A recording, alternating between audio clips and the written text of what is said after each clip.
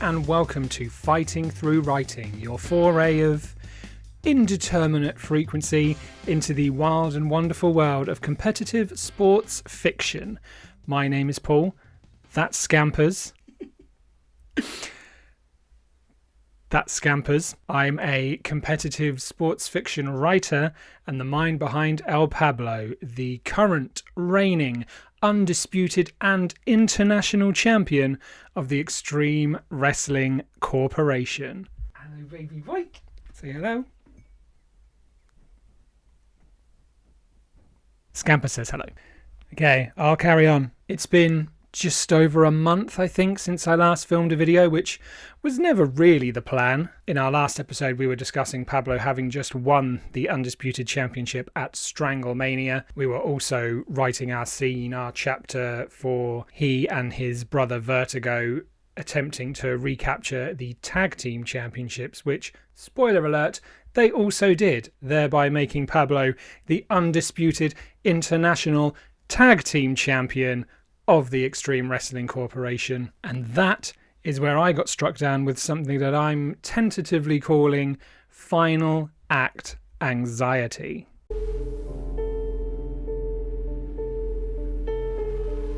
I've talked regularly on this channel about how Pablo sees that belt as his kind of ticket to winning over his Uncle Villano, who is currently denying him access to being a part of the Villando family, access to Pablo's birthright and his legacy and all that sort of stuff. And all the while that the chase has been going on, it's been easy to pigeonhole it as kind of this abstract thing that's kind of always ahead of us. It's that focus, it's that beacon that we're always kind of writing towards. But obviously, having now won that championship, that focus kind of has to shift, and that beacon sort of disappears, and your motivations now are very different. And while obviously the accomplishment itself is amazing and, you know, super excited, super happy, very proud, and on the one hand it's quite freeing, because I'd always wondered if my writing, as much as I was enjoying doing it and as much as I was enjoying the pieces that I was putting up, you always kind of wonder if they would be good enough to hit that level. So yeah, on the one hand, that worry and that self-doubt and everything is now gone, but equally the reason I called it Final Act Anxiety is that there's always been, in my mind, a very obvious kind of end to this Pablo character arc, or I guess at least two defined directions we can go, in the sense that, you know, Villano either gives Pablo access to the family or he doesn't. Pablo either achieves his dream or he doesn't. And I suppose, yeah, there's, again, as amazing an accomplishment as it is, it's kind of bittersweet, because you get the realization that this arc, this story that you've been telling, is kind of approaching its end, really. And I know in wrestling, unlike in, you know, a traditional novel or something like that, you know, stories don't really end kind of, you know, as one arc ends, another starts up, and, you know, the cycle continues and the wheel keeps on turning. But again, like I said, this is something that I've kind of put years of my life and my work and myself into. So yeah, I don't know, it's just it's an odd feeling, and I don't know if that is something that, you know, traditional writers and authors kind of feel as well when they know that they're reaching the third act and kind of the conclusion of their story, whether it's kind of a, you know, you've come to know and love and form an attachment to these characters, and it's that sort of, I don't know, mixed feelings, like I said. And I also, more on the weird way my brain functions kind of spectrum, I started to feel a bit guilty, especially once I'd won the tag titles as well. Like, obviously this is a competition and you're writing ostensibly one way or another to win, championships, but it's also very collaborative as a community, and people are telling their own stories with their own characters, and at the end of the day there's only so many championships to go around, and I guess finding myself hoarding 3 of them at the same time, there was part of me that was like, I hope I'm not ruining the fun for anybody else. I hope I'm not kind of stepping on anybody else's stories while doing this. Still, it all worked itself out in the end because I went and lost the international championship in the match immediately after that. So yeah, let's go back and catch up on what we've been doing in the meantime, because the videos may have stopped briefly, but the writing certainly has not. So May 26th was our next match after the tag match, our 4th championship match in a row, laying the groundwork, getting the excuses in. But yeah, that match saw El Pablo defend his international championship against a man called Berto. Now, how do you describe Berto? He is slightly older to the game than your average wrestler. He's a little more slovenly in his appearance than your average wrestler. He's not one for sequins and trunks or tights. He wrestles in a white t-shirt, denim overalls, and black boots. And there's something else about him that I can't quite put my... Oh no, that's it. He's managed by a stuffed hippo hand puppet. Now, you may be thinking, so far, very pro wrestling, but we've come to learn in the brief time that Berto's been with us in the EWC that his is a very dark backstory. He is a man struggling with the grief of having lost his daughter at a young age to illness. He's also divorced in around all of that as well, and going through some real kind of traumatic stuff. And through Hippo, he's sort of trying to now channel that grief into something more positive. His daughter Reagan was always a real big fan of pro wrestling and of the EWC, so Berto now getting into this industry as late in the game as he in theory is kind of, he's doing it for her. He's trying to kind of live out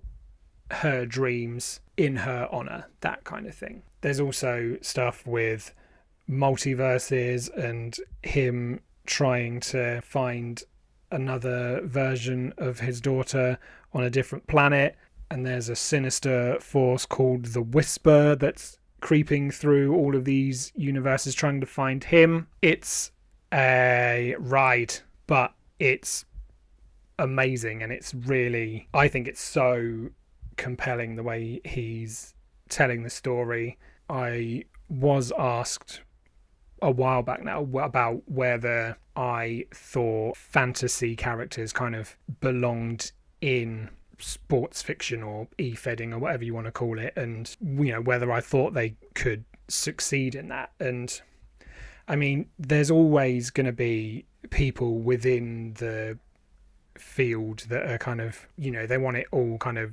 gritty realism, and I spent a lot of time myself kind of passive aggressively fighting back against that by kind of really ramping up the absurdist comedy side of Pablo's character, usually at the expense of winning, but it's by the by. But I mean, I think as long as the key thing is, as long as your characters are compelling, and as long as as long as they've got a goal and a want and a need and an objective and an arc that's kind of compelling, and that people, as absurd as the subject matter and the framing might be, as long as there's something tangible within that your audience can kind of relate to, then I mean, it's the same with anything. Like, if people can invest in it and get behind it, then like the world is your oyster, really. So madness and multiverses, I'm all here for it. But that said, when it came to writing our piece against Berto for this championship match, I didn't really want to focus on the backstory and the daughter side of things too much, if for no other reason than Pablo kind of as a character always defaults to kind of the humor sort of element and the lighter side of things. And I didn't want to disrespect that aspect of the story. Pablo also, is a good guy, broadly speaking, so he's not the kind of person that's going to really kind of, poke that kind of bear. So my focus instead was broadly around the fact, firstly, that this fight was taking place in Baku, Azerbaijan, which is where Pablo conveniently had one of his first matches in the EWC. I think it was his third match. So it seemed fitting for me to take this opportunity to detail how far Pablo's come since then, obviously with now being undisputed international tag team champion. So yeah, we start with basically a recap of the scene that I wrote way back then. So it's one of the EWC journalists, interviewers, whatever you want to call them, waiting for Pablo outside the Flame Tower in Baku, and he is late, but he eventually turns up dragging an electric pink kayak across the forecourt. He's wearing a life jacket and a snorkel, and the joke is that because Baku is below sea level, Pablo therefore somehow thinks that they are underwater. But we then shift from that moment to Pablo and Verana and Vertigo watching that back in the present day, doing a bit of reflecting on, as I say, where they've come from, where they were back then. This was before the three of them kind of reconciled and Verana and Vertigo sort of crossed the threshold and turned their backs on Villano to reunite with Pablo. And we talk a little bit about, sort of like we were talking about in real life just now, kind of the idea of still having that fire and that desire to compete after achieving everything you ever wanted, basically. So we then find out through a whoosh of fire that we are at Yanardag. I don't know how to pronounce it, but the Eternal Flame, which is basically a natural gas fire on a hillside just outside Baku that has supposedly been burning non-stop for thousands of years, with the obvious analogy being that despite all of that, despite having reached the mountaintop, Pablo's fire is still burning incredibly strong. And we do then touch upon Berto and Reagan in particular, talking about how one of Reagan's favourite wrestlers when she was alive was Melody Malone, who, as luck would have it, has recently returned to the EWC and declared her intentions to fight for the international championship. So Pablo making the point that obviously if Berto beats him for that belt, that basically guarantees him a match with his late daughter's favourite wrestler. So that obviously will mean an awful lot to Berto. So that's a fire, an emotional kind of fire that Pablo is going to have to try and overcome in this match. And we also talk about how despite winning the Undisputed Championship, which he thought was going to be his ticket to the Vallando legacy, he still hasn't yet heard from Villano, which is frustrating him just a little bit. So he's basically saying, his fire is that he needs to keep this run going for as long as he can to basically grind Villano down and keep building his momentum and his personal legacy within the EWC and within pro wrestling, to the fact that Villano just can't ignore it. So yeah, that was that. I didn't find it the easiest piece to write. I think there was a lot of kind of powering through, and I think with that change of motivation that we were talking about, and having just, as I say again, it was our fourth title match in a row, which I know, it's just it's not actually wrestling 4 title matches in a row, but still that kind of mentally just having to bring yourself up to that level consistently is kind of, it takes a bit out of you. So yeah, there was a lot of trusting the process, I suppose, and just kind of not really overthinking it and just kind of putting the words down and trusting that my knowing the characters would kind of bring me to the points I was trying to make. And I think they did. I mean, the feedback that we got, even though we did lose the match ultimately, was really positive. I think the only thing that we got pulled up on was the fact that we didn't necessarily communicate our strategy quite clear enough. We touched on the fact that while Berto has been on an incredible run since he started here, he has lost a couple of times to sort of smaller, more high-flying kind of wrestlers like Pablo is. And the feedback we got was, while we obviously did a good job of pointing that out, we didn't really then communicate how we were going to take advantage of that. I think I kind of just assumed it would be taken as read what the how would be, if that makes sense. But anyway, that was that. Pablo's reign ends at a still preposterous 400 days. Huge congratulations to Berto. He, as always, completely knocked it out of the park. And yeah, I love this story that he's telling. And yeah, I'm sure he will do great things with the belt himself. Our next match after that, our most recent match at the time of recording this, was, funnily enough, against the aforementioned Melody Malone, as well as a shy and retiring little lady known as Peach Gelato, aka La Pesca. Now, if you're not a fan of pro wrestling, then there's a concept known as a jobber, or an enhancement talent, who is basically just there to make their opponent look good, maybe get a few moves in, but ultimately give the other person the win.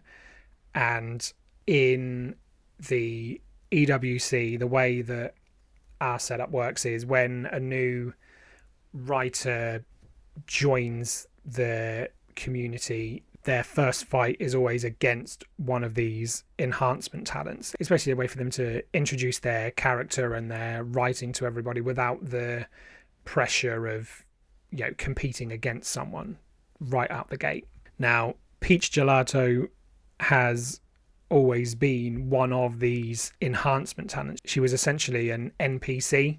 No one would ever write her story. She was literally just there in the shows for the match writers to give another person a win. However, some brave soul has now decided to take up the mantle and finally, after all these years, give Peach Gelato a voice.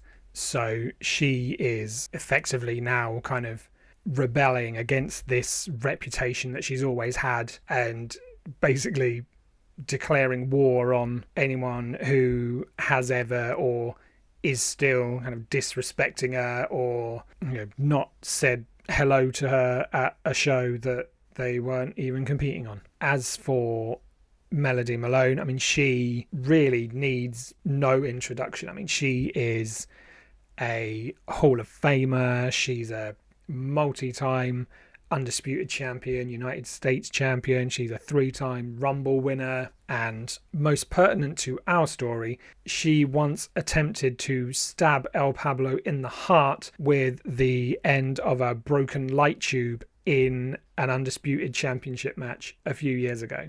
So there is some history there. Now, this match, unlike the International Championship match, took place on Paramount, which has a word limit of 1,500 words for every story that you submit. So that immediately puts a bit of a limit on how much flexibility you have in terms of character development and scene description and prose and all that sort of stuff. It's not a brand for overwriters, I suppose, is the best way to put it. And the stipulation of the match, I still don't really understand. It was an AED death match or triple threat match or something like that. It was basically 3 people fighting each other, and the way to win was you had to pin your opponent for a 2 count and then use an AED on them, which didn't kill them, or you had to nearly kill them and then the AED brought them back. I don't know. It's wrestling. Don't overthink it. But anyway, I had a few different ideas heading into this one. My first idea was to have Pablo kind of following an ambulance crew around, sort of learning how to use an AED. I figured that was probably pertinent from a health and safety insurance point of view, if nothing else. Now, I can't remember the exact thought process around how that changed, but essentially that ultimately ended up being kind of the prologue, I suppose, with Pablo and Varana and Vertigo ultimately talking about how that didn't happen at a farmer's market just outside of Plymouth, Massachusetts. Now, I said it there purely so I could have the 3 of them segue from talking about Melody to talking about peach gelato through a vendor shouting out about peaches. Listen, it's not a smooth segue, but it's a segue, and I don't have time for elaborate turns of phrase in this one. So yeah, we basically opened with the 3 of them talking about how Pablo wasn't allowed to go along on the ambulance ride, and therefore he's concerned that him not knowing how to use an AED correctly might have adverse effects, but maybe that's fitting given his history with Melody Malone. And we talk about how since she came back, she appears to be kind of on a vendetta against Pablo, or at least she has been involving herself in the business of people who are close to Pablo or have themselves been involved with Pablo. Like, she's gone after Cosmo Goldworthy, who Pablo beat for the Undisputed Championship. She's gone after Ace King, who is one of Pablo's best friends. She's also then helped Narumi Satsumi, who is Pablo's stablemate in the Shinajoshi, and also one of the top contenders for the Undisputed Championship. So just a few of those little kind of, what are you playing at here, Melody? That kind of thing. And as far as Peach goes, the challenge with that was you always want to try and sell the opponent or, the character as a big deal, because if your character is coming in with the mindset of, well, everyone else is garbage and I'm the greatest thing that's ever lived, and you beat them, great, obviously, because you're the greatest and they're all, it doesn't really help your character's reputation much. Whereas if you can talk up the positive aspects of your opponent and make them feel like a true adversary worth defeating and then beat them, then that immediately kind of, the stocks of both your characters are kind of come out of it bigger than they came in, which is always what you want out of a story, you know what I mean? So with Peach, the angle we took, that obviously she is insistent upon proving herself, and especially in a match like this where she's going against a Hall of Famer and the Undisputed Champion, she is going to want to prove herself and prove that she's not just an afterthought in this match. So our strategy, I guess, behind that was kind of just, she'll want to go in all guns blazing. That will undoubtedly rile up Melody Malone, who is, very proud and hot-headed herself. So kind of just let those 2 go at it, and then we'll pick up the pieces at the end. So yeah, that was kind of that. It was obviously very short and sweet with the word count, but there was a good little nugget at the end that I managed to sneak in there, which I was very happy about, and a nice little bit of mirroring between the start of the piece and the end of it. And as it turned out, the scorers were as well, because we won that match. So Pablo ultimately pins La Pesca, AEDs her, I think he AED'd himself in the end as well. Everyone's dead. But Pablo comes out of Fenway Park in Boston, Massachusetts as the winner. And that is us now up to date. So yeah, sorry you've had to wait so long for this one coming out. As I say, becoming Undisputed Champion, I didn't really expect it to have the effect on it mentally and psychologically that it did. And then I think that had the kind of knock-on effect of, because I was feeling uncertain in that aspect, I then was also feeling uncertain in this aspect. But it's okay. We got through it. Normal service shall henceforth be resumed. I've also started backfilling our stories from Pablo's time in the EWC onto a WordPress site that I may or may not have mentioned. We are currently up to 2020. So yeah, I will leave a link in the description for that. I will add links to the previous two that I talked about in this video as well, so you can see what we did there. And yeah, thank you very much for sticking with me through all of this. It's still obviously very new to me, and I guess yeah, the first kind of dip or hump or whatever direction you want to put it in. But yeah, do please, if you're not already, subscribe to the channel, like, share, comment down below on this video, and I shall see you next time on Fighting Through Writing.